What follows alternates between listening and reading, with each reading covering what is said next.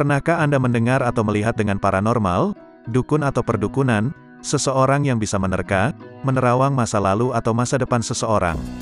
Seperti misalnya paranormal atau penerawang di sekitar kita atau di media sosial atau di kanal YouTube. Ya, jawabannya pasti pernah. Mereka itu adalah orang-orang yang mata batinnya sudah terbuka, yang didapatkan melalui serangkaian proses ritual. Serangkaian proses terbukanya mata batin yaitu terbukanya cakra ajna, yang terletak di antara kedua alis mata, sehingga berimbas pada seseorang tersebut bisa melihat berbagai sudut pandang tidak selazimnya penglihatan manusia pada umumnya. Seperti bisa merasakan, apa saja yang akan terjadi pada kita atau orang-orang di sekeliling kita, melihat karakter seseorang, melihat masa depan bahkan melihat yang tak kasat mata, misalnya makhluk halus atau makhluk astral lainnya, seperti pocong, kuntilanak, tuyul dan banyak lagi macamnya. Dan mereka itu benar-benar nyata adanya.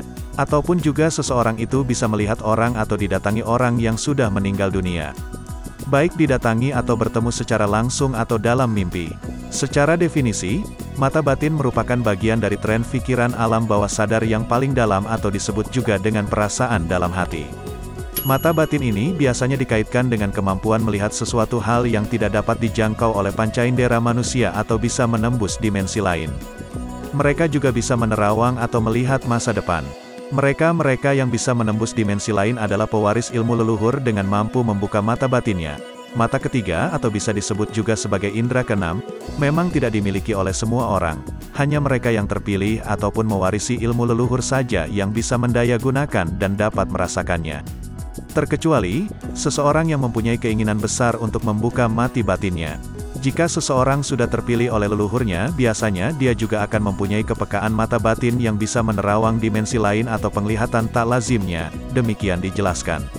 Yang pertama kali dapat dirasakan sebagai awal dari proses pembukaan mata batin ini adalah bahwa seseorang yang terpilih tersebut secara alami dan naluri akan tumbuh serta memiliki rasa empati juga welas asih yang tinggi. Kemudian ciri atau tahapan selanjutnya adalah bahwa seseorang yang terpilih tersebut akan memiliki kepekaan terhadap perasaan orang lain, hebatnya lagi juga peka terhadap energi dan aura yang dihasilkan orang tersebut. Sehingga meskipun baru kenal atau bertemu pertama kali dengan seseorang, mereka yang terpilih tersebut akan dapat mengetahui adanya niat buruk atau niat jahat yang tersembunyi dalam diri orang asing tersebut. Tahapan atau ciri selanjutnya adalah orang terpilih tersebut akan sering mengalami déjà vu, yaitu perasaan pernah mengalami momen tertentu yang sebenarnya baru terjadi sekali itu. Déjà vu adalah bagian dari visi supranatural yang bocor yang seharusnya tidak keluar namun terpaksa keluar oleh kekuatan bawaan seseorang sehingga membentuk sebuah perasaan yang tidak asing lagi. Hal tersebut juga bisa berasal dari gambaran yang diberikan oleh leluhur mengenai peristiwa-peristiwa masa lalu dan yang akan datang melalui mimpi meditasi ataupun ketika tidak sengaja merenung meskipun belum seutuhnya sempurna jadi hanya sekelebat saja. Tahapan atau ciri selanjutnya yang biasa dialami dalam proses terbukanya mata batin adalah mampu merasakan adanya sesuatu di sekitar orang tersebut. Mereka akan mampu merasakan energi dari keberadaan makhluk gaib di sekelilingnya, di mana perasaan yang timbul adalah merinding. Sensasi merinding sebenarnya adalah proteksi alami dari aura badan kita untuk mengusir melindungi diri dari makhluk tersebut. Ulangnya lagi. Orang yang akan terbuka mata batinnya juga mampu melihat makhluk halus namun sebatas melalui pikiran dan batinnya saja, tidak melalui mata telanjang, terkadang juga lewat mimpi. Kemudian jika mata batin sudah hampir terbuka secara sempurna, biasanya akan dibarengi dengan ilmu penerawangan. Hanya dengan meditasi orang tersebut bisa melihat kejadian di tempat lain, kejadian masa dan masa depan.